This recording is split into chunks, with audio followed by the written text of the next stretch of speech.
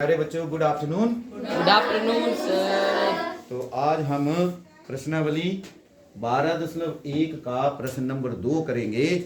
और प्रश्न क्या है, निम्नलिखित व्यंजकों के गुणनखंड कीजिए। बहुत ही आसान प्रश्न है, ठीक है, आप लोगों ने ध्यान देना है। अगर आप ध्यान देते हैं तो आपको अच्छे से आ जाएगा। बताइए फर्स्ट पार्ट क्या है। हाँ, तो हम इसका हल कर रहे हैं 7x - 42। सभी बच्चे यहाँ पे ध्यान दें। अब मैं क्या करूंगा कि इसको तो मैं 7x ही लिख दूंगा, लेकिन ये जो 42 है इसको मैं इसका गुणन खंडन कर दूंगा, इसको मैं तोड़ के लिख दूंगा। जैसे मैंने लिख दिया 7 गुना 6, 7 गुना 6 42 हो गए। और इधर 7 पहले ही है, इसको तो टूटेगा नहीं, 7 का गुणनखंडन नहीं होगा, x अकेला ही है। और 42 लिख दिया 7 गुना 6। अब आप देखो इन दोनों संख्याओं में एक जैसी क्या चीज है, तो 7 मैंने ब्रैकेट के बाहर निकाल ली, तो इधर क्या बच गया x। और उधर भी 7 जब चला जाएगा तो क्या बच गया, ये इसका गुणनखंडन हो गया। सबको समझ आया होगा। yes, अभी मैं 1-2 पार्ट और कराऊंगा, उसके बाद आप खुद करेंगे ये क्वेश्चन, ठीक है। yes, अभी सेकंड पार्ट में यहाँ पे कर देता हूँ, आप मेरे को स्टेटमेंट लिखवाइए। 6p - 12 क्यों। और सबसे पहले तो मैंने आपको वही बताया है कि जो संख्या है उसको देख लेना है। ये संख्या क्या है 6, वो संख्या क्या है 12। दोनों एक दूसरे के टेबल में आते हैं। 6 कम 6, 6 दुना 12। तो मैं इसको ऐसे ही लिख दूंगा 6p - 2 गुना 6 और q ऐसे ही रहेगा। सभी बच्चों को समझ आ गया। yes, चाहो तो 6 गुना 2 लिख लो, चाहो तो 2 गुना 6 लिख लो।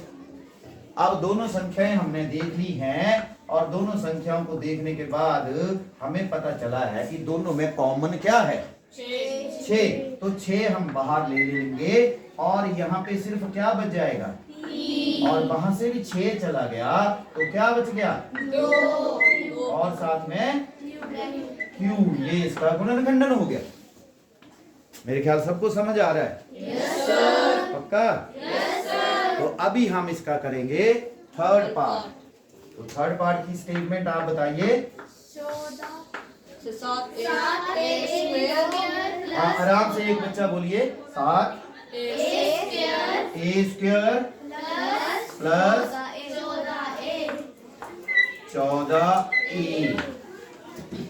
सबसे पहले बेटे नंबर देखना है, कौन सा नंबर है, और दोनों एक दूसरे के टेबल में आते हैं। तो 7 को तो हम वैसे ही लिख देंगे 7a, और 14 को क्या लिख देंगे 7 गुना 2a, क्योंकि 7 गुने 14 हो गया और a का a।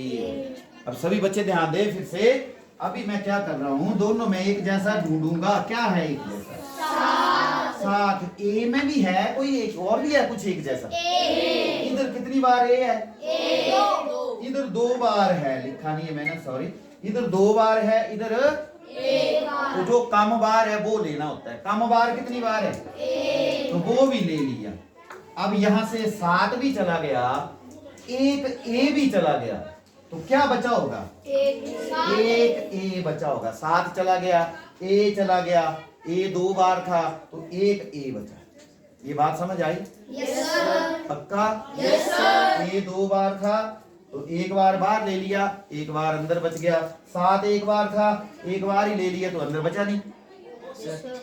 अब यहां से हमने 7 तो ले लिया और a भी ले लिया, तो बचा क्या 2। ये इसके गुणनखंडन हो गया।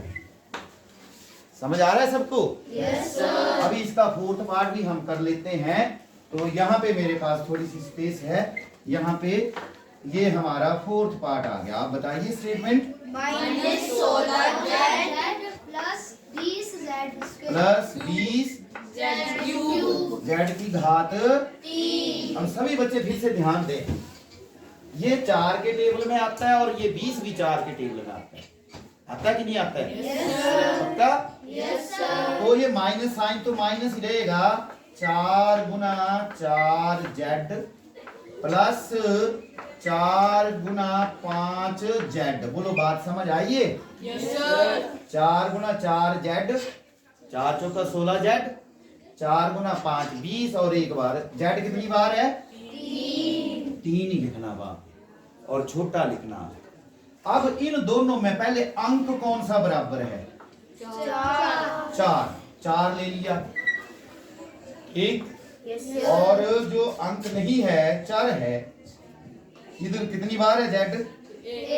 इधर कितनी बार है? 3। तो छोटी बार कितना है? 1 बार। अब ये ब्रैकेट लगा दिया, 4 भी निकलाया बार, जेड भी निकलाया बार, माइनस भी निकला है तो -4 बच गया। अरे समझ आया? और ये प्लस 4 बार निकल गया तो क्या बचा? 5। और एक बार जेड बार निकल गया तो क्या बचा? जेड कितनी बार बचा? 3। तो एक बार तो चला गया, 2। एक बार तो इधर आ गया, वो उसमें से निकाल लिया खींच के उसमें से, तो कितनी बार बचा? 2 बार बचा। अब इस प्रश्न में हम कभी कभी क्या करते हैं कि ये वाला माइनस भी बाहर ले लेते हैं, तो -4 जेड हो गया। क्या हो गया? -4 जेड। लेकिन जब माइनस बाहर लेंगे तो माइनस वाला क्या हो जाता है?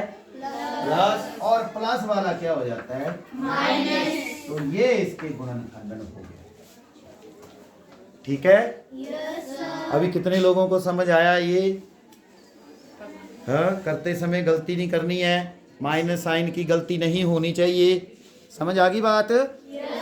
तो अगला पार्ट आप इसका करिए और मुझसे चेक करवाइए, जो भी इसमें प्रॉब्लम होगी वो हम डील करेंगे, उसको आपको समझाएंगे।